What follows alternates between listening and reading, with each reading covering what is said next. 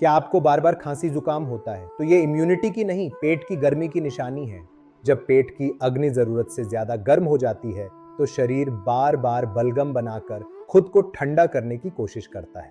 इसका सरल लेकिन चमत्कारी उपाय है सौंफ, मिश्री और धनिया। आयुर्वेद में इसे शीतल त्रिकुट कहा गया है।